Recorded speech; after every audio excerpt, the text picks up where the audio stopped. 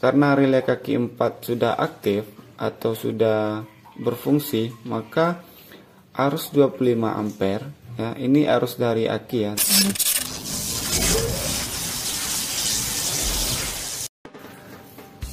Assalamualaikum warahmatullahi wabarakatuh. Selamat pagi teman-teman. Selamat kembali lagi bersama Mr. Wiring. Di video kali ini kita akan membahas tentang diagram sistem pengapian Scoopy ESP 2019 ya teman-teman. Jadi pada pengapian Scoopy ESP 2019 ini mempunyai beberapa komponen. Yang pertama itu baterai ya. Ada mempunyai baterai. Yang kedua itu sekring 25 ampere dan sekring 5 ampere dan sekring 10 ampere. Dan satu buah relay utama atau relay kaki 4 ya, dan koil pengapian dan sensor CKP dan alternator atau spoolnya, dan yang paling penting yaitu ECM-nya ya. Dan yang terakhir itu kunci kontak ya. Jadi pada video kali ini kita akan membahas tentang jalur-jalur sistem pengapian Scoopy ESP ya. Oke teman-teman, sebelum lanjut ke pembahasan atau sebelum lanjut ke video, teman-teman jangan lupa tekan tombol like, subscribe-nya ya, supaya teman-teman tidak ketinggalan video dari Mr. Wiring ke depannya ya, karena kami akan memberikan ilmu-ilmu atau memberikan wawasan kepada teman-teman semua melalui diagram, melalui sistem perkabelannya ya. Untuk dari itu cepat sekarang tekan tombol like, subscribe, dan share. Pada sistem pengapian Scoopy ESP ya, pada sistem pengapian Scoopy ESP ini berawal dari baterai ya teman-teman, atau berawal dari akinya. Jadi arus dari baterai ya, arus dari baterai akan langsung masuk ke sekring 25 ampere ya. Ini sebagai pemutus arus apabila terjadi konsleting pada komponen perkabelan pada sepeda motor ya. Itu fungsi dari sekring ya. Ketika sekring ini berfungsi sebagai pemutus arus apabila terjadi konslet ya. Awal mula dari sistem pengapian Scoopy ini berfungsi itu dimulai dari baterai.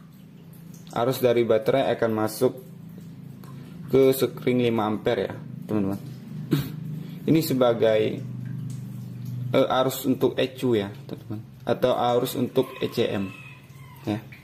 Jadi arus positif dari baterai akan langsung masuk ke sekring 5 ampere.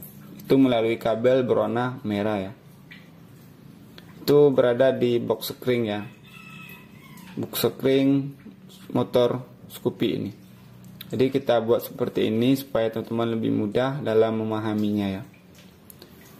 Setelah masuk ke sekring 5 ampere, setelah itu sekring 5 ampere akan mengeluarkan sebuah arus dari baterai tadi ya teman-teman. Setelah masuk ke sekring 5 ampere akan dikeluarkan melalui sekring 5 ampere lagi, yang akan langsung masuk ke ECM-nya melalui kabel berwarna merah leres putih ya teman-teman.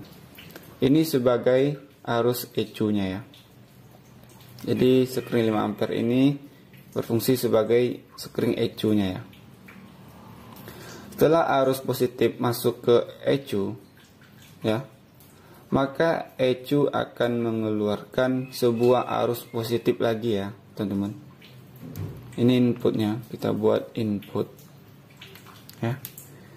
Ini arus input, dan ECM akan mengeluarkan arus positifnya lagi melalui kabel berwarna merah leres hitam ya.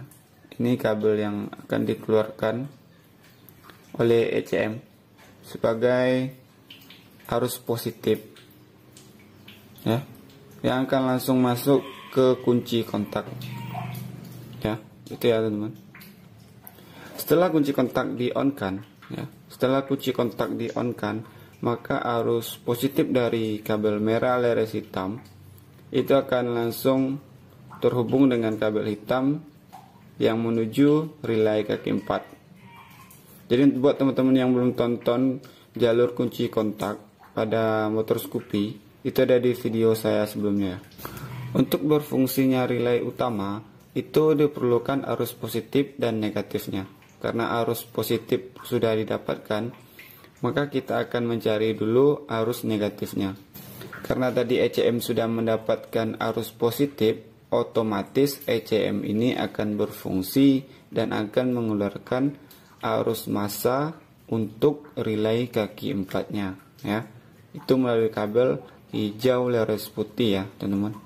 Sekali lagi, hijau leres putih setelah standar samping dinaikkan, ya. Jadi arus negatif akan langsung dikirimkan oleh ECM menuju relay kaki 4.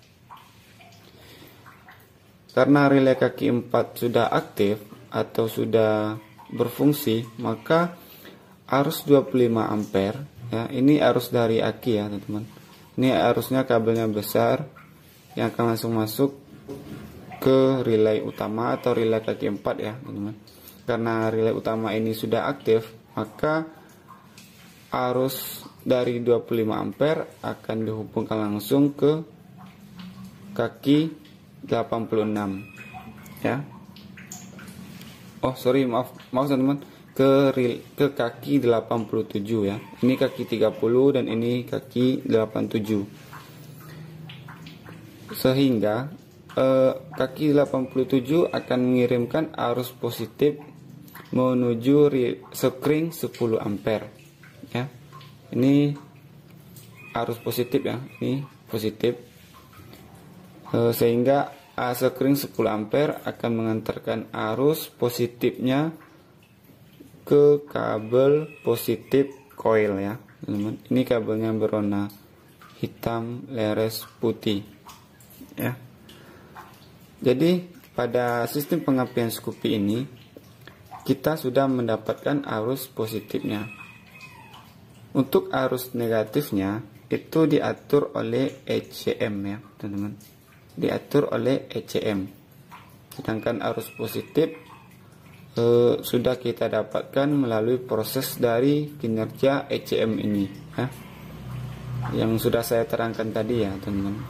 Itu sudah mendapatkan arus positif. Sekarang kita akan membahas tentang arus negatifnya. Jadi begitu, ya teman-teman. Arus negatif buat koil pengapian itu diatur oleh ECM dari kinerja sensor CKP, ya teman-teman. Jadi arus negatif juga dikontrol melalui sensor CKP-nya. Jadi ini sensor CKP, ya. Ini spool K93. Ini sebenarnya spoolnya ini spool K25. Ini sebagai example-nya saja, ya teman, sebagai contohnya. Itu kabel 6 ini, itu kabelnya ini, ya teman-teman. Yang pertama kabelnya itu berwarna putih leres merah. Yang kedua itu kabelnya putih leres biru. Yang ketiga putih leres hitam. Yang keempat green atau masanya. Yang kelima itu coklat leres hitam. Dan terakhir itu biru leres kuning, ya. Jadi pada saat ini spool, ya teman-teman, ini statorcom dan ini magnet, ya. Pada saat magnet ini berputar, ya, maka sensor CKP akan mengirimkan sinyal kepada ECM untuk sistem pengapiannya melalui kabel biru leres kuning, ya. Biru leres kuning itu sinyal buat pengapian Scoopy ini, ya.